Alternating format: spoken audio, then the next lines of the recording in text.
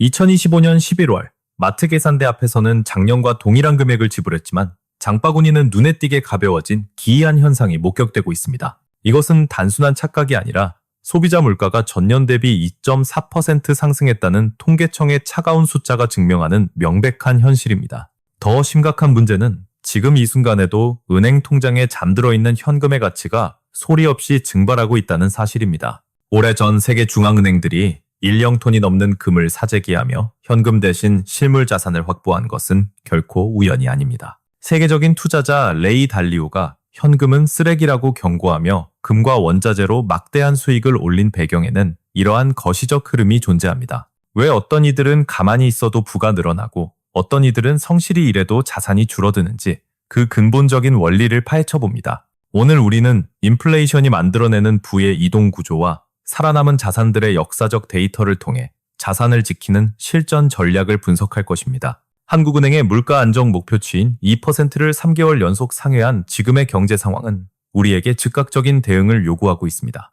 만약 당신이 은행 예금으로 연 2%의 이자를 받았다면 이 0.4%의 물가 상승분을 감안할 때 실질 수익률은 마이너스 0.4%가 됩니다. 작년에 1억 원으로 100번의 장을 볼 수 있었다면 올해는 이자를 합친 돈으로도 99.6번밖에 볼 수 없게 된 셈입니다. 통장에 찍힌 숫자는 분명 늘어났지만 그 돈으로 살 수 있는 실제 물건의 개수는 줄어드는 이 현상이 바로 구매력 손실입니다. 이 상황을 거대한 수영장에 비유해 본다면 수영장에 채워진 물은 바로 당신이 가진 돈의 실질적인 구매력을 의미합니다. 하지만 수영장 바닥에는 보이지 않는 구멍이 뚫려 있어 매년 2.4%의 속도로 물이 밖으로 계속 새어나가고 있습니다. 당신은 연봉 인상이나 예금이자라는 호스를 통해 수영장에 부지런히 물을 채우고 있지만 빠져나가는 속도를 따라잡기엔 역부족입니다. 호스에서 나오는 물의 양보다 구멍으로 새는 물의 양이 더 많다면 수영장의 수위는 시간이 갈수록 낮아질 수밖에 없습니다. 성실하게 노동하여 돈을 벌고 저축을 하더라도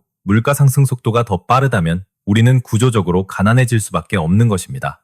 여기서 가장 중요한 질문은 수영장에서 빠져나간 그 많은 물이 증발하여 사라진 것이 아니라 어딘가로 흘러갔다는 점입니다. 인플레이션이라는 파이프를 타고 이동한 당신의 구매력은 부동산을 소유한 사람과 주식을 보유한 자산가의 수영장으로 옮겨갔습니다. 그리고 놀랍게도 은행에 빚을 진 사람들의 수영장으로도 당신의 돈이 흘러들어가 그들의 부를 채워주고 있습니다. 빚을 진 사람이 오히려 돈을 벌게 되는 이 역설적인 시스템은 자본주의 역사 속에서 반복되어 온 첫 번째 부의 이동 법칙입니다. 시간을 1990년으로 돌려 당시 1억 원이었던 서울 강남의 은마 아파트와 연봉 2천만 원을 받던 대기업 부장님의 시대로 가봅시다. 여기 성실한 저축왕 A씨는 빚은 곧 죄악이라는 신념으로 은행의 월급을 꼬박꼬박 저축하며 10년을 보냈습니다. 2000년이 되어 드디어 1억 원을 모았지만 그 사이 아파트 가격은 3억 원으로 폭등해버렸습니다. A씨가 10년 동안 허리띠를 졸라매며 저축하는 속도보다 자산 가치가 도망가는 속도가 훨씬 더 빨랐던 것입니다. 반면 B씨는 1990년에 용기를 내어 본인 돈 3천만 원에 은행 빚 7천만 원을 더해 과감하게 아파트를 매수했습니다. 10년 뒤 아파트는 3억 원이 되었지만 B씨가 갚아야 할 원금은 여전히 7천만 원 그대로였습니다. 게다가 2000년에는 부장님의 연봉이 5천만 원으로 올라 갚아야 할 빚의 상대적 무게감은 훨씬 가벼워졌습니다. 계산기를 두드려보면 B씨는 자기 자본 3천만 원으로 빚을 뺀 순자산 2억 3천만 원을 소유하게 된 것입니다. 단 10년 만에 자산을 8배나 불린 B씨의 비결은 단순히 운이 좋아서가 아니라 인플레이션의 원리를 이용했기 때문입니다. A씨는 은행에 돈을 맡긴 채권자 포지션이었고 B씨는 은행 돈을 빌린 채무자 포지션이었다는 점이 운명을 갈랐습니다. 인플레이션은 본질적으로 채권자의 주머니를 털어서 채무자의 자산을 불려주는 거대한 부의 재분배 시스템입니다. 하지만 주의할 점은 모든 빚이 선싸는 아니며 반드시 가치가 오르는 자산을 살 때만 이 공식이 성립한다는 것입니다. 만약 빚을 내어 감가상각이 심한 외제차를 사거나 사라지는 해외여행 비용으로 썼다면 그것은 파산으로 가는 지름길입니다. 인플레이션 환경에서 빚을 진 사람은 시간이 지날수록 화폐 가치가 떨어져 갚아야 할 돈의 실질 가치가 줄어드는 혜택을 봅니다. 반대로 돈을 빌려준 사람은 나중에 원금을 돌려받더라도 그 돈으로 살 수 있는 물건이 줄어들어 손해를 보게 됩니다. 부자들이 이 원리를 이용해 자산을 불리는 동안 두 번째 부의 이동인 칸티용 효과가 노동자들의 삶을 조용히 위협합니다. 18세기 프랑스 경제학자 리처드 칸티용은 통화량이 늘어날 때 돈이 누구에게 먼저 도착하는지를 관찰했습니다. 그는 새로 찍어낸 돈이 사회 구성원 모두에게 공평하게 동시에 도달하지 않는다는 충격적인 사실을 발견했습니다. 이해를 돕기 위해 마을 축제에 빗대어 보면 구청장이 경제 활성화를 위해 쿠폰을 뿌리는 상황을 상상해 보십시오. 첫 번째 단계에서 구청장의 측근들은 아직 물가가 오르기 전인 축제 전날에 쿠폰을 가장 먼저 받아 물건을 싹쓸이합니다. 다음날 축제가 시작되자 미리 쿠폰을 받은 이들은 가격이 오르기 전 가장 좋은 물건들을 헐값에 모두 사들였습니다. 그 다음으로 쿠폰을 받게 된 상인들은 장사가 잘 된다며 기뻐하며 창고에 있던 재고를 모두 팔아치웠습니다. 물건이 순식간에 동나자 상인들은 자연스럽게 내일부터는 물건 가격을 올려야겠다고 결심하게 됩니다. 세 번째로 주차 관리인이나 청소부 같은 축제장의 노동자들에게 쿠폰이 지급되었을 때는 이미 상황이 달라졌습니다. 그들이 물건을 사러 갔을 때 좋은 물건은 이미 다 팔렸고 남은 물건의 가격은 이미 2배로 올라 있었습니다. 마지막으로 소식을 듣고 뒤늦게 달려온 먼 동네 주민들은 이미 축제가 끝나거나 감당할 수 없을 만큼 가격이 폭등한 뒤였습니다. 이것이 바로 칸티용 효과이며 2020년 코로나 위기 당시 우리 현실 경제에서도 똑같은 메커니즘이 작동했습니다. 1단계로 중앙은행이 금리를 0.5%로 내리고 막대한 돈을 풀었을 때 그 돈은 은행과 대기업에게 가장 먼저 도착했습니다. 대기업들은 코스피 지수가 1,400까지 곤두박질 쳤을 때 2%의 초저금리로 수천억 원을 빌려 주식을 싼 값에 쓸어 담았습니다. 돈을 가장 먼저 손에 쥔 그들은 시장이 공포에 떨고 있을 때 바닥에 떨어진 우량 자산들을 헐값에 쇼핑했습니다. 2단계는 자산 소유자들의 차례로 2020년 4월부터 유동성이 주식과 부동산 시장으로 폭포수처럼 쏟아져 들어왔습니다. 코스피는 1,400에서 3,0으로 강남 아파트는 10억에서 20억으로 단 2년 만에 2배가 되었습니다. 이미 자산을 가지고 있던 사람들은 아무런 노력을 하지 않고 가만히 앉아 있었음에도 자산 가치가 폭등하는 마법을 경험했습니다. 3단계에 이르러서야 풀린 돈은 월급쟁이들의 급여 인상이라는 명목으로 가장 마지막에 도착했습니다. 2021년 회사에서 월급을 3% 올려주자 직장인들은 잠시 기뻐했지만 그것은 잔인한 희망 고문이었습니다. 월급이 3% 오르는 동안 집값은 100%, 라면값은 20%가 올라버려 실제 구매력은 처참하게 무너졌기 때문입니다. 2020년에 성실히 저축해서 집을 사려던 계획은 2021년에는 영원히 불가능한 꿈이 되어버렸습니다. 저축 통장의 숫자는 분명 늘어났지만 목표로 했던 아파트는 도저히 잡을 수 없을 만큼 더 멀리 도망가 버린 것입니다. 돈은 권력이 있는 곳에서 시작해 자산이 있는 곳을 거쳐 가장 마지막에 노동자에게 찌꺼기처럼 흘러들어옵니다. 이것은 누군가의 범죄가 아니라 자본주의 시스템이 태생적으로 돈을 먼저 받는 사람에게 유리하도록 설계되었기 때문입니다. 세 번째 부의 이동은 가장 은밀하고 거대한데 바로 국민의 주머니에서 국가의 금고로 돈이 이동하는 것입니다. 한국 정부의 국가 채무가 GDP의 54%에 달한다는 것은 나라가 1년 동안 버는 돈의 절반 이상이 빚이라는 뜻입니다. 정부가 이 천문학적인 빚을 갚기 위해 세금을 대놓고 올린다면 국민들은 분노하여 투표로 정권을 심판할 것입니다. 그래서 정부는 저항이 심한 증세 대신 아무도 눈치채지 못하게 빚을 녹여 없애는 인플레이션이라는 마법을 부립니다. 이것이 얼마나 교묘한지 이해하기 위해 명절날 조카가 삼촌에게 용돈 10,000원을 빌리는 상황을 가정해 보겠습니다. 빌려줄 당시에 10,000원은 영화도 보고 팝콘도 먹고 버스비까지 해결할 수 있는 꽤 든든한 가치를 지녔습니다.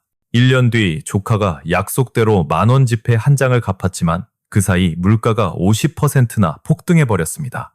이제 그 10,000원으로는 영화표 한 장 겨우 살 수 있을 뿐 팝콘은커녕 집에 돌아갈 버스비조차 부족합니다. 조카는 액면가 그대로 빚을 갚았으니 약속을 지킨 셈이지만 삼촌 입장에서는 실질적인 구매력을 도둑맞은 것입니다. 정부가 국채를 발행하고 갚는 과정도 이와 소름 끼치도록 똑같은 원리로 작동합니다. 2020년에 정부가 100조 원의 국채를 발행했을 때 국민연금과 은행들은 여러분의 돈으로 그 빈문서를 샀습니다. 5년이 지난 2025년 정부는 약속한 대로 100조 원을 상환하지만 이 돈의 무게는 예전과 다릅니다. 매년 2.4%씩 물가가 오르면서 돈의 가치가 떨어져 5년 전의 100조 원은 현재 112조 원이 있어야 같은 가치를 가집니다. 정부는 가치가 떨어진 돈으로 원금만 갚음으로써 앉아서 12조 원이라는 막대한 빚을 탕감받았습니다. 사라진 12조 원은 공중분해된 것이 아니라 화폐 가치 하락이라는 보이지 않는 세금을 통해 국민들이 대신 갚은 셈입니다. 경제학자들은 이것을 금융 억압이라 부르는데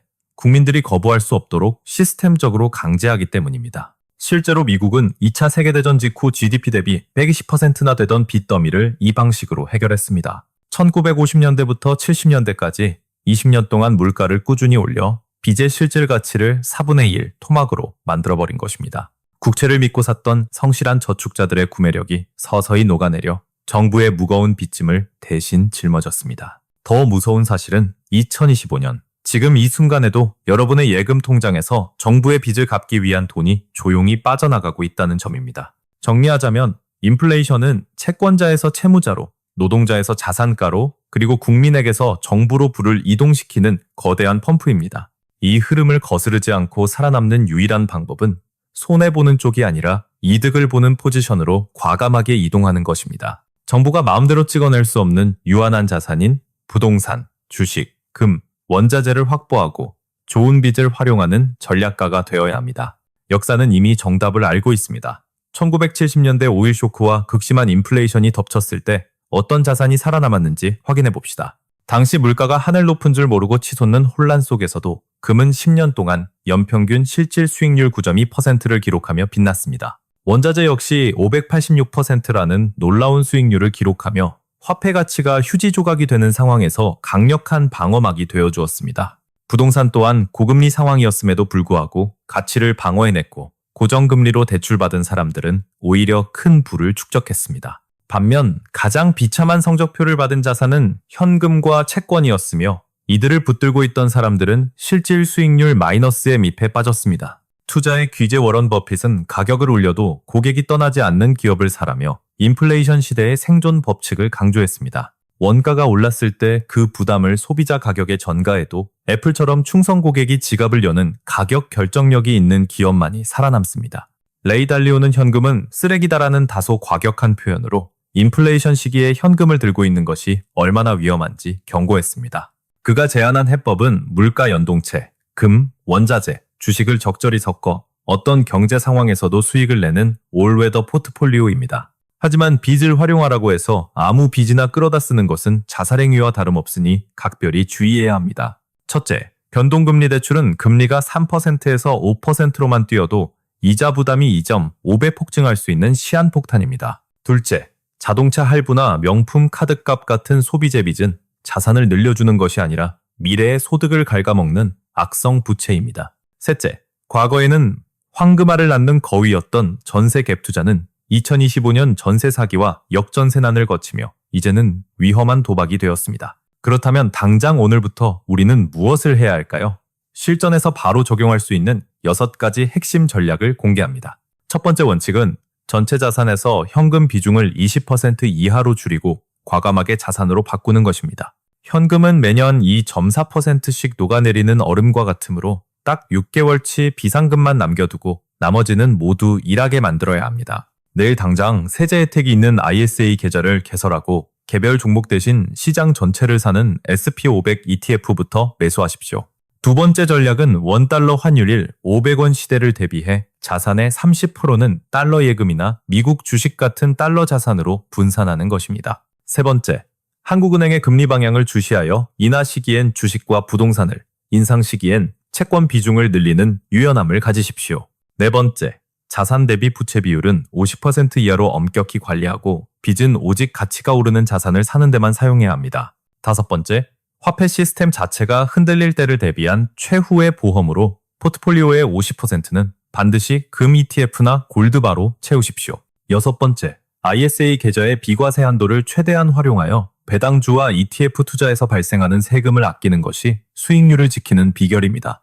인플레이션은 준비된 사람에게는 자산을 증식할 기회이지만 무지한 사람에게는 부가 털리는 재앙이 된다는 사실을 잊지 마십시오. 만약 지금 당장 1천만 원의 여유 자금이 있다면 세계적 투자 대가리의 달리오의 4, 3, 1, 2 황금 비율을 따르십시오. 주식 40%, 채권 30%, 금 10%, 현금 20%로 나누는 이 전략은 지난 40년간 단 4번만 손실을 낸 검증된 불패 공식입니다. 주식이 폭락할 때 채권이 가격을 방어해주고 물가가 오를 때 금이 수익을 내며 서로의 약점을 완벽하게 보완해주기 때문입니다. 단, 본인의 나이에 따라 100배기 나이 법칙을 적용해 젊을수록 주식 비중을 높이고 은퇴가 가까울수록 채권 비중을 높여야 합니다. 투자의 핵심은 분기마다 비율이 틀어진 자산을 원래대로 되돌리는 리밸런싱을 통해 자동으로 비쌀 때 팔고 쌀 때 사는 시스템을 만드는 것입니다. 이 방식으로 1천만 원을 굴리면 복리의 마법 덕분에 10년 뒤에는 은행 이자보다 훨씬 높은 수익인 약 2천만 원으로 불어납니다. 단, 삼성전자 같은 개별 종목 몰빵이나 위험천만한 레버리지, 도박 같은 단타 매매는 절대 금물임을 명심하십시오. 실천 방법은 간단합니다. 증권 계좌를 열고 SP500, 미국 국채, 금 ETF를 정해진 비율대로 한 번에 매수하면 됩니다. 2026년 트렌드에 맞춰 AI 관련 ETF를 주식 비중 내에서 10% 정도 섞는 것도 좋지만 변동성이 크므로 절대 과욕을 부려선 안 됩니다. 지금 당신의 통장에 있는 현금은 안전한 곳에 있는 것이 아니라 뜨거운 태양 아래 놓인 아이스크림처럼 녹아내리고 있습니다. 오늘 당장 현금을 실물 자산으로, 소비를 투자로, 막연한 두려움을 확신에 찬 기회로 바꾸는 결단을 내리십시오. 자본주의의 냉혹한 게임 규칙을 이해하고 실행에 옮기는 순간 당신의 미래는 가난한 노동자가 아닌 부유한 자산가로 바뀔 것입니다.